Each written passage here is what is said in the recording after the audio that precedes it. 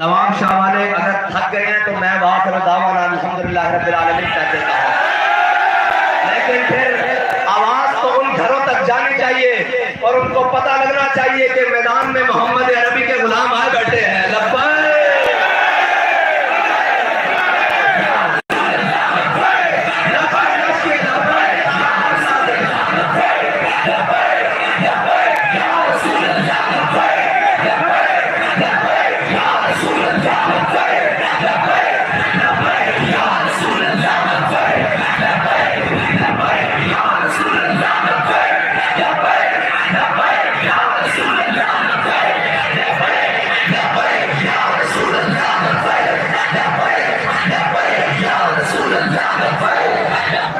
واہ جی واہ، واہ نواب شاہ والو، واہ واہ واہ، آپ کی بھی واہ واہ، کیونکہ ہم تو مانتے ہی اسے ہیں جو حضور کے لیے ہاتھ اٹھائے، حضور کے لیے اپنا قدم اٹھائے، حضور کے لیے اپنا مال لگائے، حضور کے لیے اپنی جان پیش کرے، حضور کے لیے اپنے سارے اسباب پیش کر دے، ہم تو اس کے غلام بن جاتے ہیں۔ اور اگر کوئی آ کر کہے کہ جناب آپ بیٹھ جاؤ میں ظلم کرنے پر اتر آؤں گا، تو یاد رکھنا اگر تم ظالم ہو تو ہر ظالم کو ہم اپنے جوتے کی نوک پہ رکھتے ہیں، ایسے کرتے ہیں۔ اور اگر تم سمجھتے ہو کہ تم چار دھمکیاں دے کر ہمارے کارکنان کو ڈرانو گے، تو یاد رکھنا میں اور میرے کارکنان جس طرح گولیوں کی بچھاڑ میں کھڑے رہے، اس طرح سندھ کی ہر گلی میں کھڑے ہوں گے تمہارا مقابلہ کرنے کے لیے۔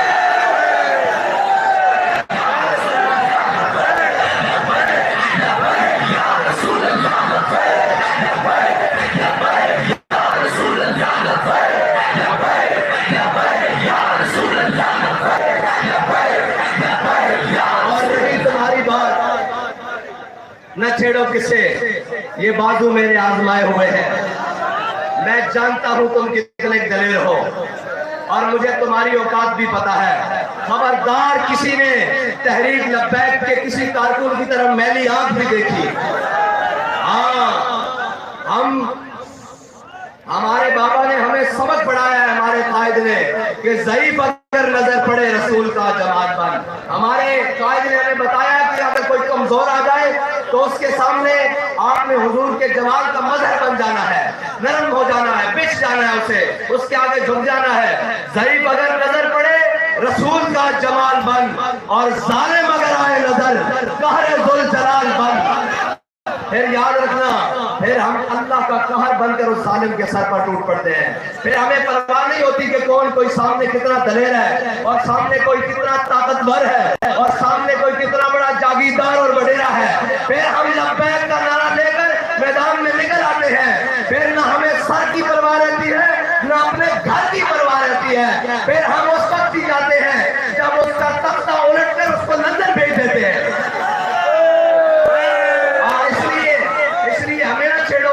ہمیں چھیڑنے والے آج ملک میں بھی نہیں ہیں۔ اگر تم 4 دن یہاں جی رہے ہو اور تمہارے پاس اگر حکومت آ گئی ہے تو پنجابی میں کہتے ہیں کہ جر کے کھاؤ، ذرا تمیز رکھو، ذرا حوصلہ رکھو۔ تمہاری دولت بتا رہی ہے یہ دولت نہیں ہے، ہمیں پتہ لگ رہا ہے تم کمزور ہو۔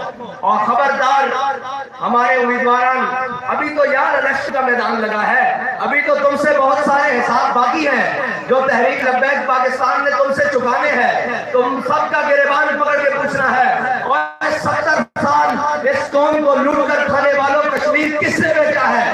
اور 70 سال اس قوم کو لوٹ کر کھانے والوں، اس قوم کے چہروں سے خوشیاں اڑانے والوں عافیہ صدیقی کس نے بیچی ہے؟ یہ ابھی تم سے حساب باقی ہے۔ اور 70 سال اس قوم کے اوپر مسلط ہونے والوں، اس قوم کے پانی کو کس نے چوری کیا ہے؟ اس قوم کے اسباب کو سویس بینکوں میں کس نے رکھا ہے؟ یہ ابھی تم سے بہت سارے حساب باقی ہیں۔ یہ نہ سمجھنا وہ کوئی اور ہوں گے جو میدان چھوڑ کے بھاگ جائیں گے، وہ کوئی اور ہوں گے جن کی فلائٹیں باہر اڑتی ہوں گی۔ ہمارا جینا بھی اس ملک میں ہے، ہمارا مرنا بھی اس ملک میں ہے، ہمارے آباء و اجداد کی قبریں بھی اس ملک میں ہیں۔ ذرا ہوش کا ناخن لو، تمہارے سامنے کوئی بھاگنے والے میدان سے نہیں کھڑے، اور وہ نہیں کھڑے کہ جناب جو ہر موقع پر تم سے سوداگری کرے۔ تمہارے سامنے وہ کھڑے ہیں جو فیض آباد میں گولیوں کی بچھاڑ میں بھی یہ کہتے رہے کہ ستمگر ذرا ہنر آزمائے تو تیر آزما۔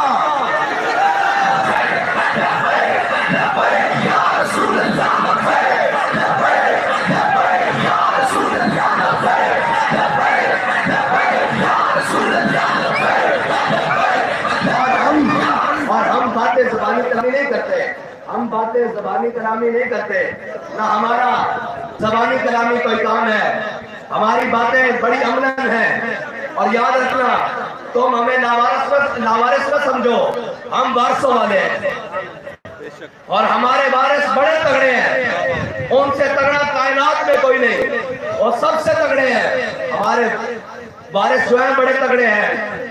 حضرت حسان کے لیے جب میرے آقا مولا ممبر بچھاتے نا، تو ممبر پر چڑھ کر حضرت حسان جب چڑھتے تو میرے آقا فرماتے ہیں حسان میرے دشمنوں کو جواب دو۔ جب حضرت حسان حضور کے دشمنوں کو جواب دیتے تو میرے آقا مولا فرماتے ان اللہ یؤید حسان بروح القدس کما ينافق او يفاخر عن رسول اللہ۔ میرے آقا مولا فرماتے جب حسان میرے دشمنوں کو جواب دیتا ہے، جبریل اس کی پشت پر کھڑا رہتا ہے۔ اور پیر میرے شاہ صاحب نے تو ویسے ہی فرمایا ہے، فرمایا جو حضور کی ختم نبوت اور ناموس رسالت کے لیے میدان میں ہوتا ہے، میرے آقا و مولا کا دست اقدس اس کی پشت پر ہوتا ہے۔ اور وہ ہم نے دیکھا ہے کہ جب بھی امیر المجاہدین میدان میں نکلے، حضور کی ختم نبوت کا علم لے کر، حضور کی ناموس رسالت کا علم لے کر، حضور کے دین کا علم لے کر اور حق کا علم لے کر جب میدان میں نکلے، اللہ نے کبھی نامراد نہیں لٹایا، ہمیشہ فتح کا علم آپ کے ہاتھ سر پر رکھا، اور فتح کا سیرا سر رکھ کر یہ بابا جی میدان میں نکلے، اور اللہ تعالیٰ نے ہمیشہ فتح عطا کی۔ کیونکہ اقبال کہتا ہے محفل کون و مقام میں سحر و شام پہ، اقبال کہتا ہے ہم نے کبھی نہیں دیکھی کہ رات کے بڑے پہر ہو گئے ہیں، سامنے جنگل آ گیا ہے، سامنے دریا آ گئے ہیں، سامنے جناب سمندر آ گئے ہیں، سامنے پہاڑ آ گئے ہیں۔ ہم نے کبھی اس چیزوں کی پرواہ نہیں کی، کیونکہ ہم جن کی اولاد ہیں وہ کشتیاں جلا کر سمندر پار کر دیتے ہیں۔ زندہ باد،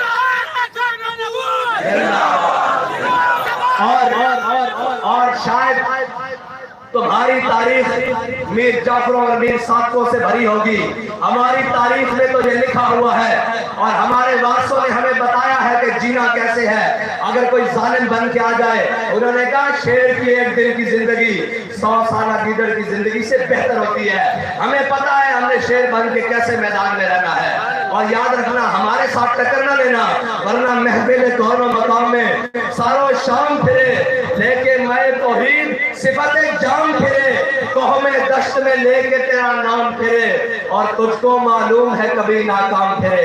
او بابا ہم 313 ہو تو 1000 کو لٹا کر رکھ دیتے ہیں، اور جناب ہم خندق میں اگر سامنے عرب کا سب سے بڑا شاہ سوار آ جائے اور آ کر کہے جو عرب والوں مجھے جانتے ہو میں جناب عرب کا سب سے بڑا پہلوان ہوں، تو ہم یہ نہیں کہتے کہ ہم تو بڑے امن والے ہیں اور جناب تم ہو ماشاءاللہ آپ تو بہت طاقتور ہیں، ہم یہ نہیں کہتے، ہم آگے سے مولا علی کے وارث ہیں۔ مولا علی نے کیا فرمایا اس پہلوان کو؟ فرمایا الذی سمتنی امی حیدرہ، فرمایا اگر تجھے عرب کا پہلوان کہتے ہیں نا تو میری ماں نے بھی میرا نام حیدر رکھا ہے، جھاڑیوں کا شیر۔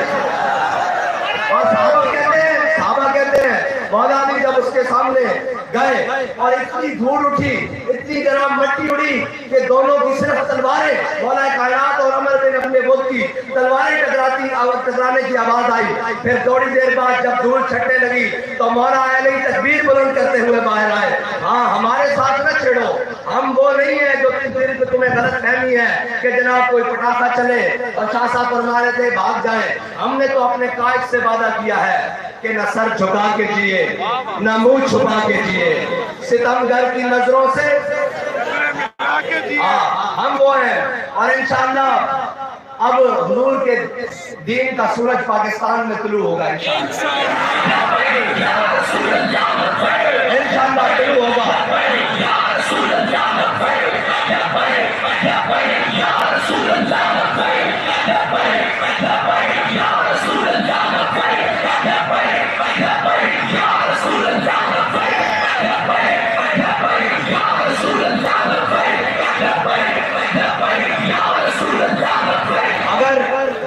اگر کسی کو تحریک لبیک پاکستان سے تکلیف ہے نا تو وہ اپنی تکلیف دور کر لے، ورنہ تحریک لبیک پاکستان کا شجرہ نسب جو ہے نا وہ محمد بن قاسم سے ملتا ہے۔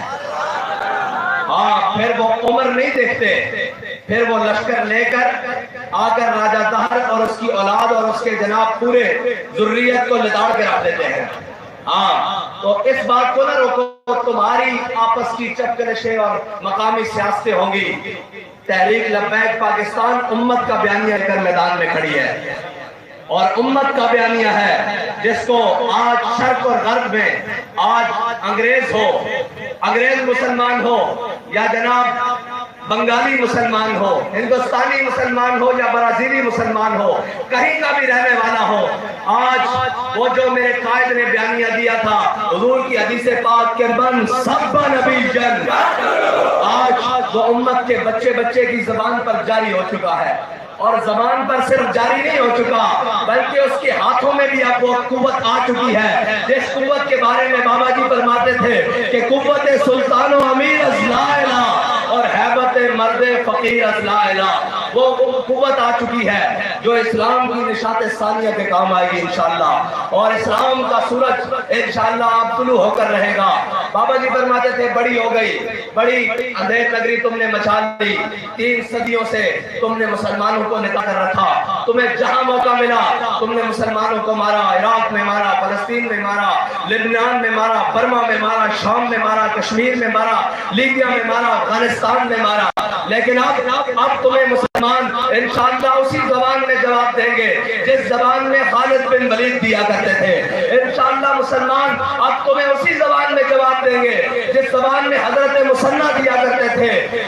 انشاءاللہ مسلمان اب تمہیں اسی زبان میں جواب دیں گے جس زبان میں صلاح الدین ایوبی نے مسلمانوں کو بیت المقدس لے کے دیا تھا.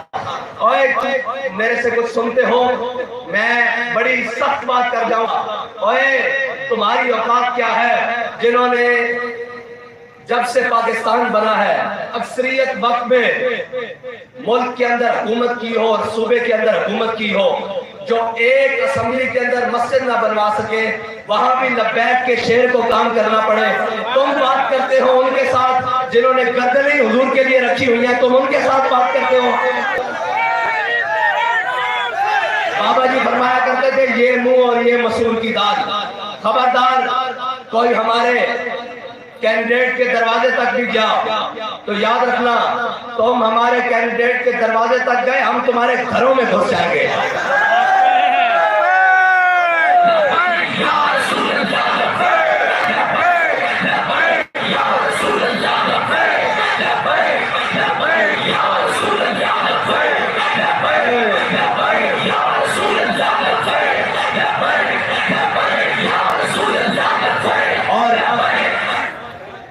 خبردار تم نے ان سے کوئی اونچی نیچی آواز میں بات کی.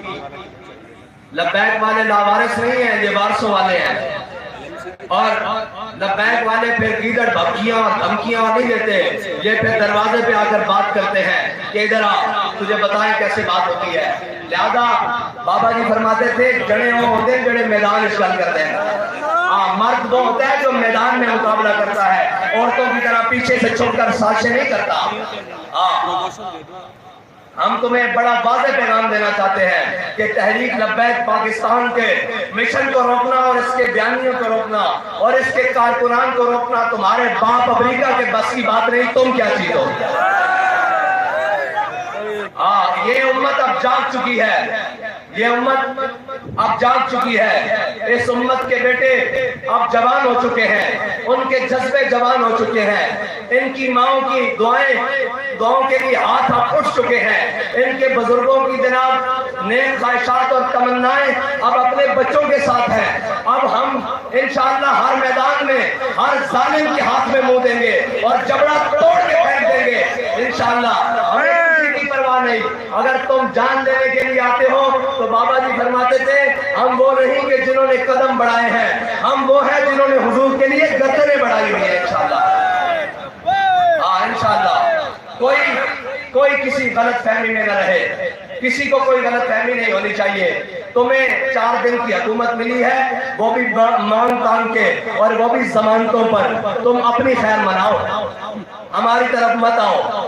اور ہماری طرف مت ٹیڑھی آنکھوں سے دیکھنے کی کوشش کرو. انشاءاللہ تم سے میدان میں بات ہوگی اور بڑے تگڑے طریقے سے بات ہوگی, اور کسی بھی لبیک والے نے کوئی ڈھیلی بات نہیں کرنی. بابا جی کہتے تھے اسلام ڈھیلی باتوں کا قائل نہیں ہے. ہم جن کی اولادیں ہیں انہوں نے ڈھیلی باتیں نہیں کی. جب میرے آقا و مولا صلی اللہ علیہ وسلم میدان بدر میں تشریف لے کے جانے لگے تو میرے آقا نے پوچھا اپنے صحابہ سے, بتاؤ میرے صحابہ میدان بدر جانا چاہیے کہ نہیں جانا چاہیے, جانا چاہیے کہ نہیں جانا چاہیے, بتاؤ جانا چاہیے کہ نہیں جانا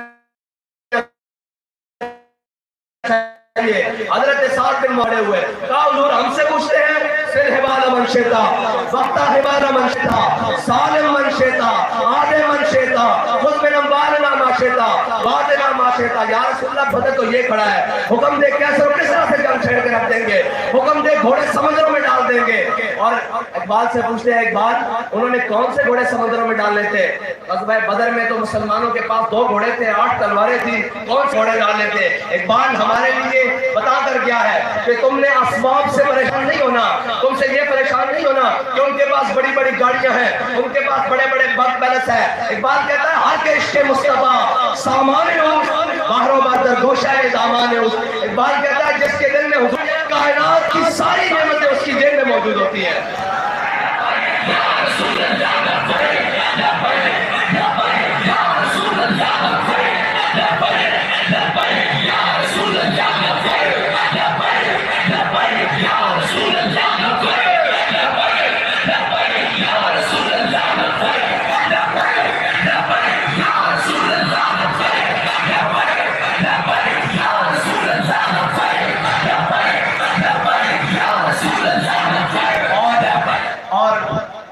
سمندر میں گھوڑے ڈالنے, صحابہ نے کوئی جذباتی باتیں نہیں کی. پھر حضرت سعد بن ابی وقاص کے قیادت میں صحابہ نے گھوڑے دریائے دجلہ میں ڈال کے دکھائے. پھر اقبال بول اٹھا کہتا دش دش دریا بھی نہ چھوڑے ہم نے, بحر ظلمات میں دوڑا دیے گھوڑے ہم نے. اور یاد رکھنا تحریک لبیک پاکستان کا وہ خالص بیانیہ ہے جس سے پورا کفر کام رہا ہے اور پورا کفر لرز رہا ہے. اس کو کوئی غرض نہیں تم کیا ہو کتنے ہو, اس کو غرض یہ ہے کہ یہ اپنے نبی کے وفادار کتنے ہیں, یہ اسلام کی حقیقت سے کتنے آشنا ہیں, یہ اسلام کا پرچم لے کر کرنا کیا چاہتے ہیں. ورنہ آج بھی بابا جی کی تصویر سے جناب اکاؤنٹ بلاک ہو جاتا ہے, جس کی تصویر سے اکاؤنٹ بلاک ہو جاتا ہے مرد اسے ہی کہا جاتا ہے. وہ نہیں کہ جس کی غیروں کی تصویر کوئی اپنے گھر لگنے دیتا ہے. اس کا مطلب ہے کہ بابا جی کی تصویر سے بھی آج تک انہیں درد ہے, اور یہ درد ابھی باقی رہے گا. ابھی تو وقت آئے گا جب کفار کے بچے رو رہے ہوں گے تو ان کی مائیں ان کو لوری دے کے سنائیں گی کہ چپ کر جا لبیک والا بابا آ رہا ہے.